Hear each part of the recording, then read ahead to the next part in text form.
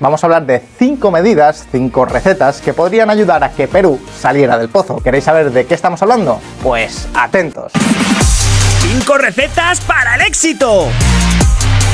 Perú necesita sobre todo una cosa: crecer, crecer y crecer. Y es que para poder convertirse en un país desarrollado, Perú tiene que crecer por encima del 5% durante al menos los próximos 20 años. Y la pregunta entonces es: ¿cómo se puede volver a poner en marcha el motor de la economía peruana? Pues bien, por aquí van 5 grandes cambios que podrían ayudar a cumplir esa meta. Hay que saber votar. El blog atípico. En primer lugar, Perú es una superpotencia minera. Hablamos ni más ni menos que del segundo productor mundial de cobre y de plata. Y también un importantísimo productor de oro, zinc, plomo, estaño, molibdeno y otros muchos recursos naturales. Este es con mucho el sector económico más importante del país. Hablamos de más de 60.000 millones de dólares invertidos durante los últimos 20 años. Y no solo eso.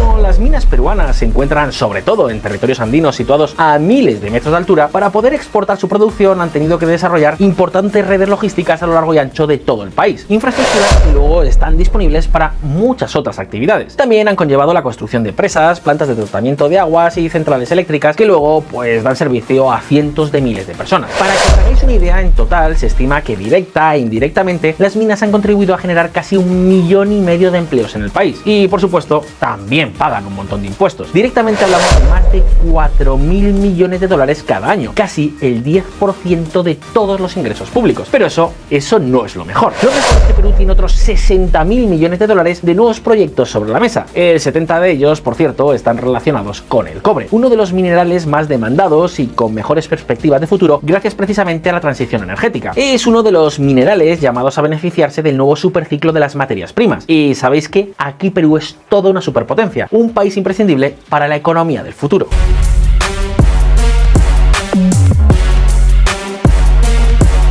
Pues bien, todos estos proyectos de 60.000 millones de dólares podrían traducirse en un montón de recursos públicos extra. Según los cálculos que se han realizado, estamos hablando de 2.000 o 3.000 millones de dólares en un plazo relativamente corto de tiempo. 2.000 o 3.000 millones de dólares cada año. Y eso sin contar toda la actividad económica indirecta que podrían generar estas minas. Además, estos proyectos están situados mayoritariamente en las regiones altoandinas, que son las más pobres del país. Es decir, que llevarían la inversión justo donde más se necesita. Sin embargo, hay un problema. Estos proyectos están paralizados. Aunque parezca mentira, los diferentes gobiernos tienen todos estos miles de millones de dólares a la espera de la correspondiente autorización para poder ponerse manos a la obra. Así que dar vía libre a estos y otros proyectos, tomando eso sí todas las garantías ambientales que sean necesarias, crearía una enorme lluvia de nueva inversión, empleos y empresas, y en poco tiempo también muchos nuevos recursos.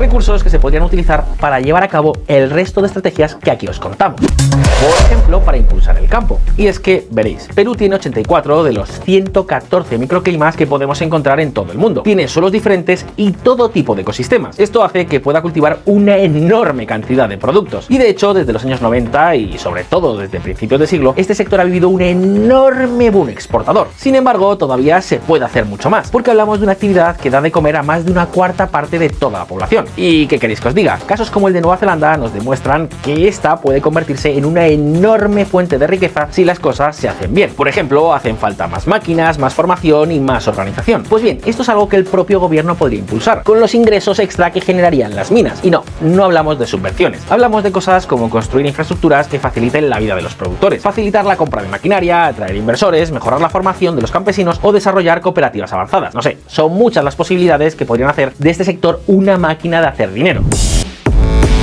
Y hablando de infraestructuras, hay gobiernos que derrochan miles de millones en infraestructuras que no hacen falta. Pues bien, desde luego ese no parece el caso del Perú, un país que ha crecido mucho más que sus infraestructuras, que se han convertido hoy por hoy en un enorme cuello de botella. De hecho, en el ranking mundial de competitividad 2022, si hablamos de infraestructuras, Perú está en el puesto 59 de los 63 países analizados. Y si nos vamos al Doing Business del Banco Mundial, pues la cosa se pone aún peor. Lo miremos por donde lo miremos, las infraestructuras en este país están completamente infradotadas. Que el expresidente presidente Castillo no consiguiera llegar a la Embajada de México tras perpetrar su intento de autogolpe por culpa del tráfico de Lima es, ¿qué queréis que os diga?, una buena prueba de ello. Así que Perú necesita invertir mucho dinero para poder ser competitivo. Y no hablamos de autopistas de 6 carriles por sentido en regiones vacías como ocurre en muchos sitios del sur de Europa. No, hablamos de obras completamente imprescindibles. Y esto es algo que se puede lograr por dos vías sin tener ni siquiera que comprometer las finanzas públicas. Una, gastar más en obras y menos en salarios. Para que os hagáis una idea, según el Banco Interamericano de Desarrollo, el 10% de todo el gasto público del Perú no sirve para nada, es completamente prescindible. Y dos, recurrir a las empresas privadas, es decir, entregar concesiones.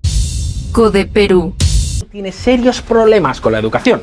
Pues bien, eso hay que arreglarlo. Por un lado, este país gasta muy poco, apenas el 3,8% del PIB, frente a, por ejemplo, el 5,4% de Chile, el 4,5% de Colombia o el 6,3% de Brasil. Y a ver, por supuesto, gastar más no asegura el éxito, pero dado su nivel de desarrollo, lo cierto es que Perú gasta relativamente muy poco. Hacen falta más colegios y más profesores para remediar todos los problemas que hemos visto.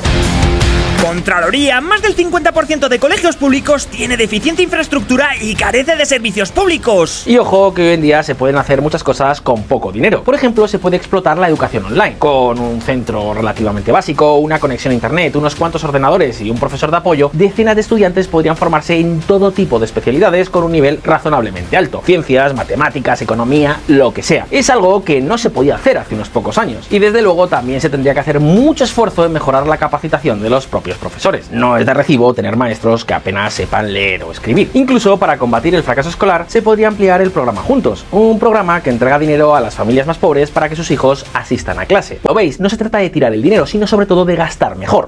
Y por último, muy pero que muy importante, hay que impulsar el emprendimiento. Hay que conseguir que muchos más peruanos se lancen a crear más empresas y negocios de todo tipo. Eso se puede hacer de muchas formas, pero sobre todo hay una imprescindible. Hay que mejorar el acceso a la financiación. No necesitamos una nueva constitución para llegar a ser potencia mundial. Gracias, Porky. CODE Perú Hay que saber votar. El blog atípico. Problemas. El primero de ellos, sin ir más lejos, es la propia construcción del Estado, la selección de líderes y, por supuesto, la burocracia. Y es que Perú es un país muy diverso. Su población está formada por diversos grupos étnicos y además es uno de los países con más variedad geográfica y clima de todo el mundo. Digamos que, por ejemplo, las regiones costeras tienen muy poco en común con las zonas andinas y estas con las zonas amazónicas. Es un país con muchísimos contrastes, así que difícilmente la situación en Lima, la capital, es comparable con la de Puno. Hace tiempo este problema se intentó solucionar. Hace unos 20 años se puso en marcha la descentralización del Estado. ¿Y cuál fue su resultado? Pues el resultado fue un absoluto fracaso.